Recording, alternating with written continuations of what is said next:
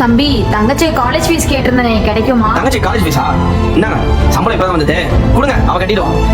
சரிப்பா, கட்டிடுறேன். பா, அக்காவுக்கு நகை சீட்டு கட்டமே, பைசா கிடைக்குமா? அக்காவோட நகை சீடா? என்னங்கம்மா கட்டிடுங்க. சரிப்பா, கட்டிடுறேன்.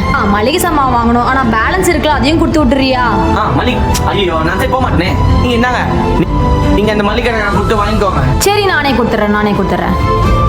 ரெண்டு கொடுக்க மறந்தேன், இதாங்க அந்த ரெண்டு கொடுத்துருங்க. ஐயோ தம்பி, மறந்துட்டேன். தங்கச்சிக்கு இந்த மாசம் பிறந்த நாள் வருதுல, அவ ஏதோ ட்ரெஸ் கேட்டிருந்தா, கொஞ்சம் வாங்கி கூட.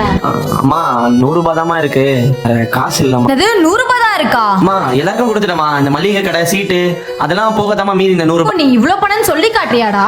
நான் இவ்வளவு பண்ணிருக்கேன் அவ்வளவு பண்ணிருக்கேன் நான் சொல்லி காட்டல, இதெல்லாம் கொடுத்திருக்கேன், அதனால தான் செலவாயிடுச்சுன்னு சொல்றேமா. இதுக்கப்புறம் மாசம் போனா நாங்க எப்படிடா ஓட்டுவோம்? 3 பேரும் அப்ப நாங்க நடுத்தல போய் நிக்கணுமா? நீங்க இதுக்கு மேல வரப்போற செலவு பத்தி தான் யோசிக்கிறீங்க. ஆனா உங்க பையன் இந்த 100 ரூபாய் வச்சு இந்த மாசம் ஃபுல்லா என்ன பண்ணுவான்? மளிகை கடைக்காரனுக்கு கொடுக்கணும்னு சொன்ன நீங்க உனக்குன்னு ஏதாவது பண்ணிக்கூடான்னு என்னைக்காவது சொல்லிருக்கீங்களா? என் இடத்துல நின்னு பாருங்க.